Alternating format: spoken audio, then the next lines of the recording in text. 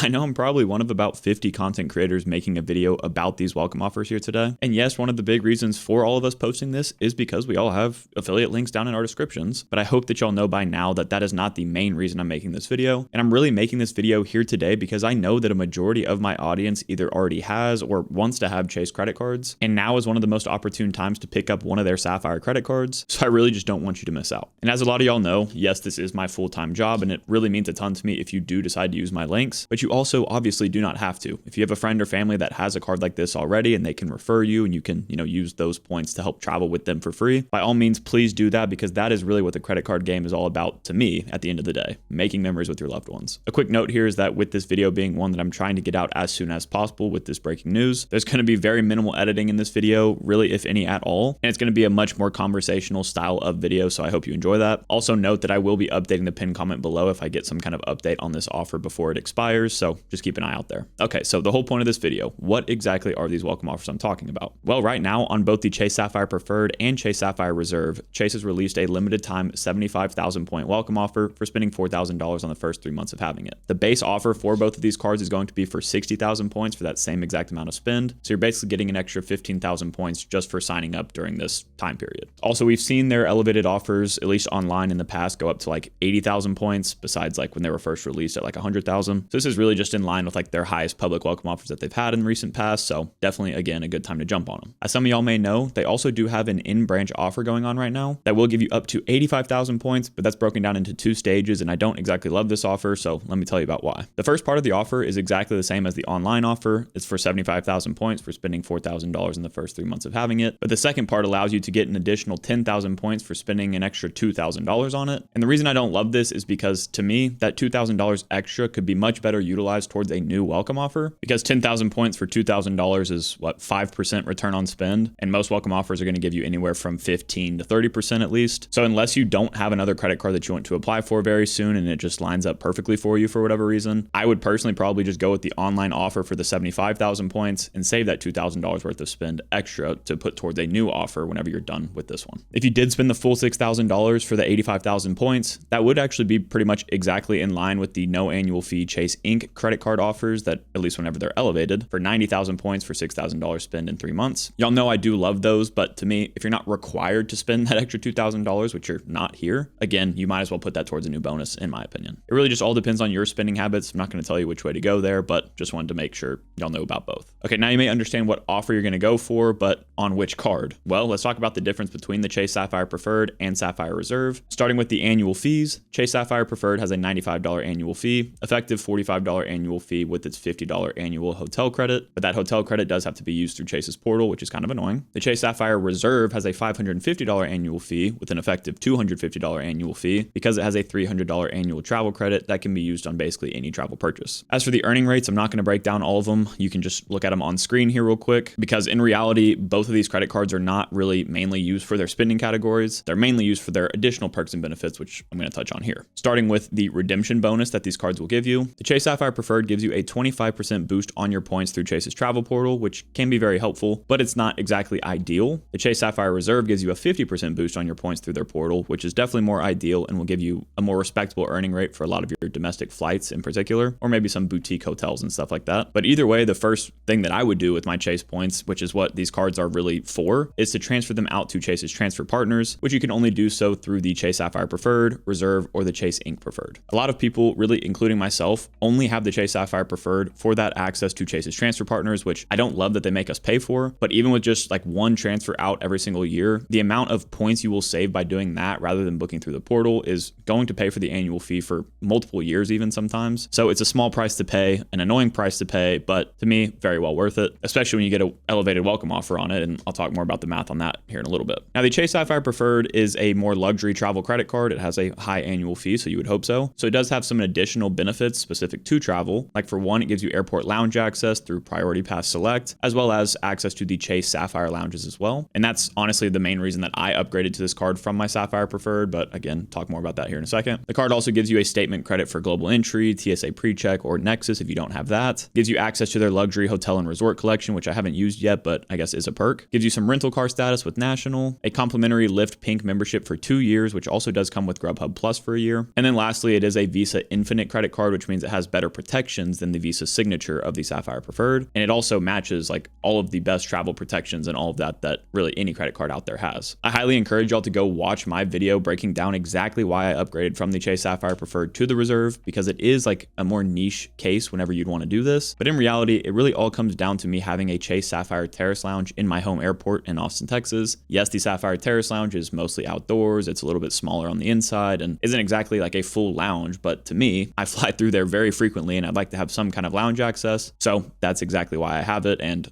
I don't really care what anybody else says. I also knew that I would get value from the Lyft Pink membership, which I literally used last week on a trip to Vegas, which I talked about in my members only section of the channel. Plus the Grubhub Plus credit helps me with my Amex Gold and Amex Business Gold Grubhub credits that I have. But other than the fact that I got airport lounge access with this card, the main other benefit I would use it for is that 50% boost for your Chase Ultimate Rewards points in their travel portal. I'm also someone though that already has the Capital One Venture X, so I actually use this card for a lot less than, maybe you would if you don't already have a luxury travel credit card. And if you do already have a luxury travel credit card, then it might make a lot more sense for you to just stick with the Chase Sapphire Preferred, because like I said, the main reason you'd even want this is to transfer your Chase points out to their partners, which is where you get the most outsized value. Now that we have all of that covered, let's talk about who this welcome offer is really for. And if you are one of those people, I want to let you know how you can actually get approved for these cards based on Chase's application rules. First of all, I'd say that this offer is a great one to jump on if you're somebody with Chase's other credit cards, like the Freedom cards or the Ink cards in particular, and you haven't had the ability to get those points out to Chase's transfer partners. Like, let's just say you get the Chase Sapphire Preferred $95 annual fee, but with 75,000 points for the welcome offer on this card, that's a base cash rate of $750 with an average transfer partner value of say $1,500. So with this welcome offer alone, even if you never use the card, which again, if you do use the card for what it's intended for, you'll make a lot more value back than I'm about to say, you will cover the annual fee on it for at least 7 to 15 years just by getting the welcome offer. Like, again, just doesn't really make sense to not apply for it at that point when you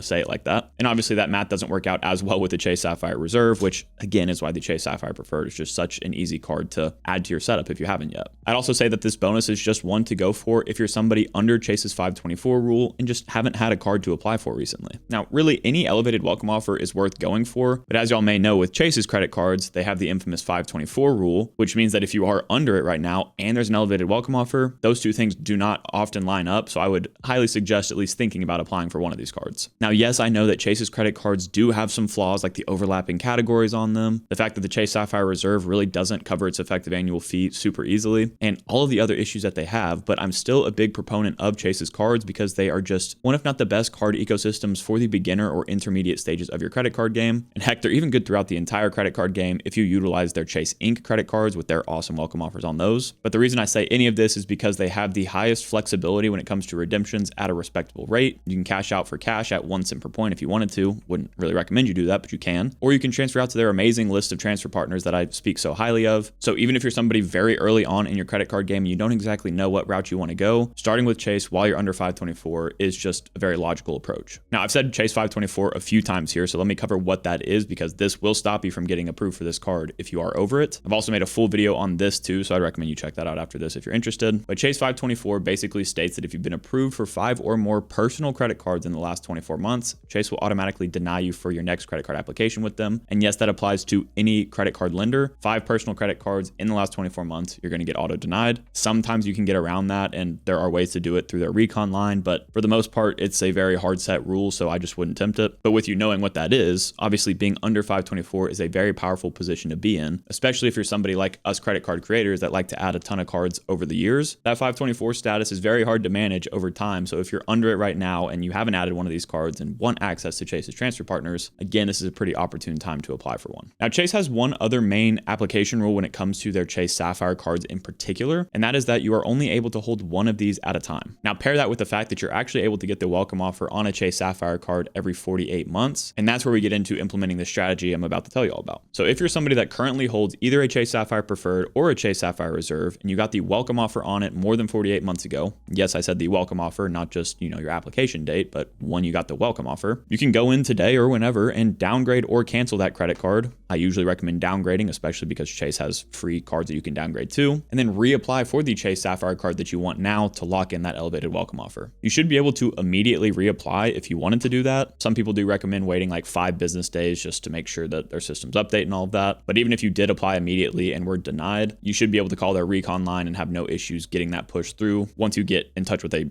human. One topic I also wanted to address in this video real quick has to do with one of my buddies and members of the channel, Matt Clausen's recent video about the in-person or in-branch welcome offers on these cards. And for those of y'all that have not checked out his stuff, definitely do so. He's really my first source for all of the breaking news content, and this video is kind of modeled after what he does, so go check him out. But he's one of the sole voices out there just begging Chase to make changes to their credit cards and kind of like in opposition to them these days until they do make those changes. And I 100% get where he's coming from, so I'm not knocking that opinion at all. But in his video about those in-branch Sapphire card offers, he kind of just rips them apart, and justifiably so in a lot of ways, and recommends that you don't apply for these offers so you don't reward Chase for their, lackluster products. Like I mentioned earlier, while I do believe that Chase needs to make some changes to their cards, and we're going to have a whole live stream about that next week, there is a reason that their cards are so popular. And if you're somebody that's been sitting on the fence, wanting to apply for a Chase Sapphire card so you can make some memories happen with your family, I don't see why you wouldn't apply for these elevated offers. Again, I think Matt's takes are 100% needed in this community, and you should definitely go check out that video he made. But I would just hate for y'all to miss out on 75,000 points that could go a long way in making one of your favorite trips, of your life happen. Hence why I made this video here today. Now, before you go, if you're somebody that's still on the fence and doesn't know exactly which Sapphire card to apply for, definitely go ahead and check out this video next. And let me go grab Odin real quick. And as always, Odin and I both want to say thank you guys so much for watching this video. If you did enjoy it, please leave a like and consider subscribing to the channel, and we'll catch you guys next time.